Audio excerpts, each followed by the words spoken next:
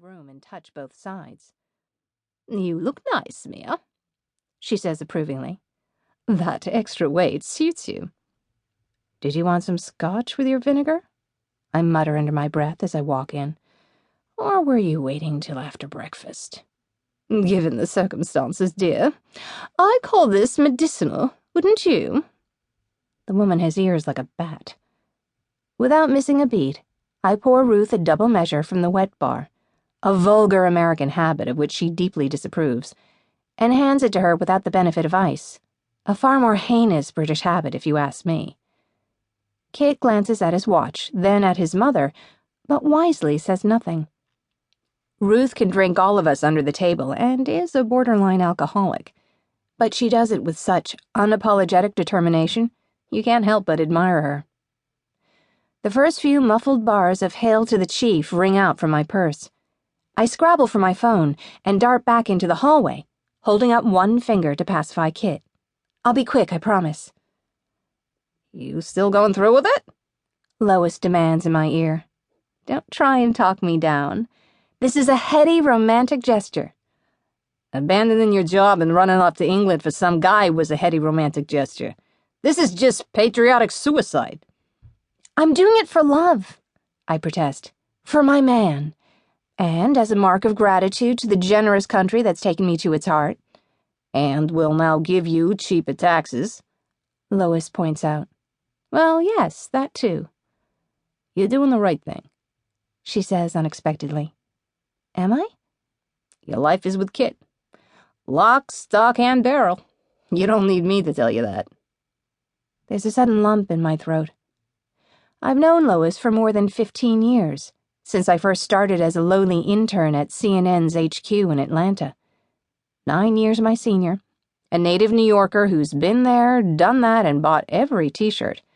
She ran the international desk with a fist of iron for a decade, before jumping ship to start her own media consultancy. Widowed at just 30 when her cameraman husband was shot and killed in Bosnia, she single-handedly raised their infant son, whilst growing her business into one of the top 5 media firms in the country. She's my best friend. The smart, savvy, streetwise older sister I never had. Point of order, she's my only friend. It's a chicken and egg thing. Did I become a lone wolf, hard-edged international journalist because I have few friends and no ties? Or did I end up with few friends because I was never in one place for more than a day or two at a time? Either way, I have Lois to thank. She gave me my first break when I landed in her lap as an unpaid gopher, wet behind the ears and way too full of myself in my postgrad in journalism from UC Berkeley. She helped me cut my teeth and later gave me my first paid job as a producer. I earned my place on screen via the traditional journalistic combo of hard work, 80-hour weeks, no vacations for 2 years, and dumb good luck. On the morning of 9/11, I happened to be just 4 blocks down from the World Trade Center, interviewing a megalomaniacal IVF doctor who'd inseminated 72 women with his own sperm.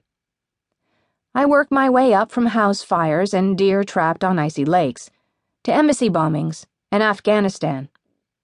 By the time I met Kit, 7 years after starting at CNN, I'd finally joined the official war correspondent roster. I hadn't quite made it to the big league yet, but I was just one civil war or African genocide away. However, 320 days a year on the road is a bitch if you want to have anything approaching a personal life. Sex life, sure.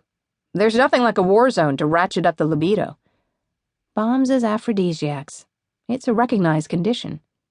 Some of my romances even made it onto Main Street, but they never lasted more than a couple months.